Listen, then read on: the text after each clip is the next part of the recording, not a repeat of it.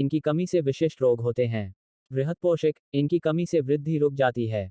47 जीवद्रव्यकुंचन plasmolysis और जीवद्रव्यापसार डिप्लाज्मोलिसिस।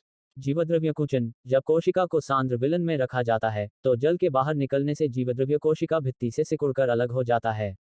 जीवद्रव्यापसार, जब सिकुड़ी हुई कोशिका को पुनः शुद्ध जल में रखा जाता है तो जल के अंदर प्रवेश करने से जीवद्रव्य फिर से फूलकर कोशिका भित्ति से सट जाता है। जीवद्रव्यकुंचन, यह परासरण के कारण जल हानि से होता है। जीवद्रव्यापसार, यह परासरण के कारण जल लाभ से होता है।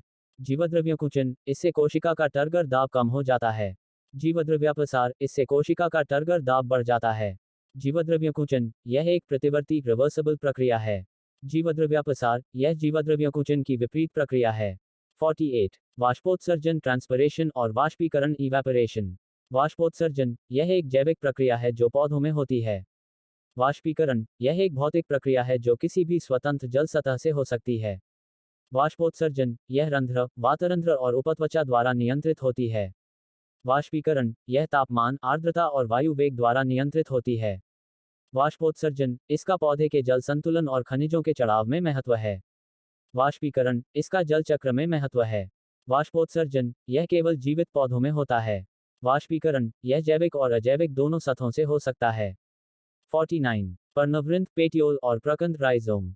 पर्णवृंत, यह पत्ती का भाग है जो पर्णफलक को तने से जोड़ता है। प्रकंद, यह एक भूमिगत रूप से रूपांतरित तना है जो क्षैतिज रूप से बढ़ता है।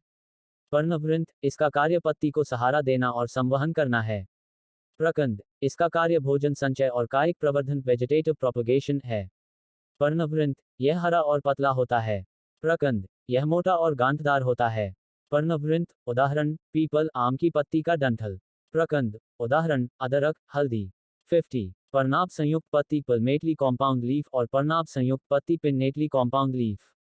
पर्णाभ संयुक्त पत्ती, इसमें पर्णफलक कई पत्रकों लीफलेट्स में विभाजित होता है जो एक ही बिंदु पर्णवृंत के शीर्ष से निकलते हैं। पर्णाभ संयुक्त पत्ती, इसमें पत्रक एक मध्य अक्ष रिचेस के दोनों ओर व्यवस्थित होते हैं। पर्णाभ संयुक्त पत्ती, यह हथेली पाम के आकार जैसी होती है। पर्णाभ संयुक्त पत्ती, यह पंख फैदर के आकार जैसी होती है। पर्णाभ संयुक्त पत्ती, उदाहरण, कस्तूरी कास्टर साइकस। पर्णाभ संयुक्त पत्ती, उदाहरण, गुलमोहर आम। पर्णाभ संयुक्त पत्ती, इसमें रैचिस मध्य अक्ष अनुपस्थित होता है।